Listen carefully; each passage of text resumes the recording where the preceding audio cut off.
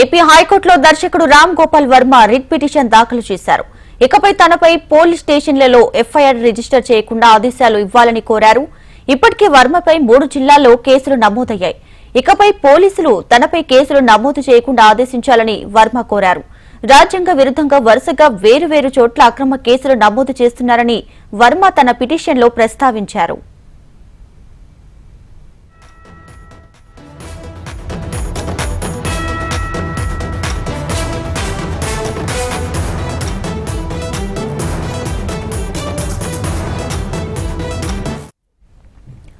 AP హైకోర్టులో దర్శకుడు Ram Gopal Varma writ petition దాఖలు చేశారు. తనపై పోలీస్ స్టేషన్లలో ఎఫ్ఐఆర్ రిజిస్టర్ చేయకుండా ఆదేశాలు ఇవ్వాలంటూ వర్మ కోరారు. ఇక మరిన్ని డీటెయిల్స్ మా ప్రతినిధి కాంతి అందిస్తారు. కాంతి.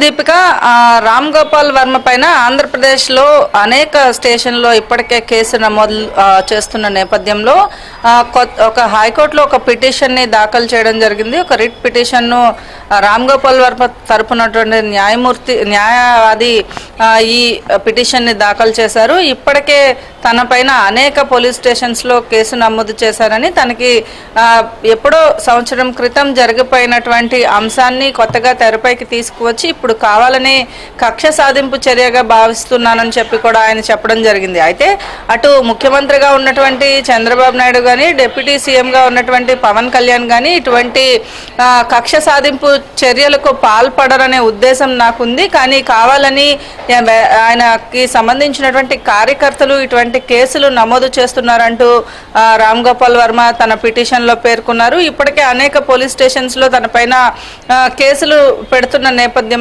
వీటిలన్నిటినీ చెక్ పెట్టేందుకు రామ్ గోపాల్ వర్మ తనకు ఒక రిట్ పిటిషన్ దాఖలు చేయడం జరిగింది. కావాలని కార్యకర్తలు కావచ్చు, నాయకులు కావచ్చు, ఎవరైతే చంద్రబాబు నాయుడుకి సంబంధించినటువంటి వరకు కూడా, ఏదైతే సీఎంగా ఉన్నటువంటి చంద్రబాబు నాయుడు కావచ్చు, లోకేష్ కావచ్చు, పవన్ కళ్యాణ్, వీళ్ళెవరూ కూడా ఇటువంటి కక్ష సాధింపు చర్యలకు పాల్పడతారనే ఉద్దేశం లేదు. కేవలం 164 సీట్లతోటి రికార్డ్ స్థాయిలో గెలవడమే అసలైన ప్రతీకారంగా నేను అనుకుంటున్నాను. కానీ ఇటువంటి చర్యలకు పాల్పడతారని చెప్పి నేనైతే అనుకోవడం లేదు. కావాలని కార్యకర్తల నుంచి నా సినిమాలు, నా పోస్టులు, ఏవైతే నేను తీసినటువంటి సినిమాలు కావచ్చు, అలాగే నేను పెట్టినటువంటి పోస్టుల వల్ల ఒక్క వ్యక్తిని కూడా ప్రభావితం చేయలేకపోయాయి. ఖచ్చితంగా ఈ పోస్టులు అనేవి ప్రభావితం చేసి ఉంటే వైసీపీకి సపోర్ట్ చేసినట్లుగా భావించినట్లయితే కనుక ఇంత ఘన విజయం సాధించలేకపోయేవారు. కాబట్టి తనకి సంబంధించినటువంటి విషయంలో ఇంకా మరికొన్ని కేసులు నమోదు చేసే విషయంలో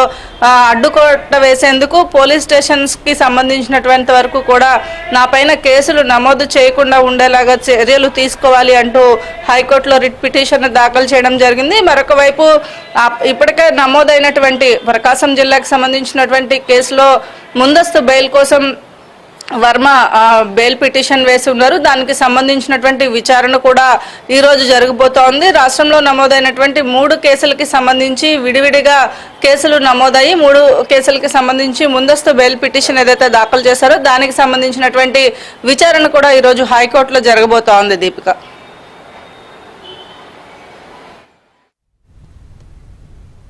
థ్యాంక్ యూ కాంతి.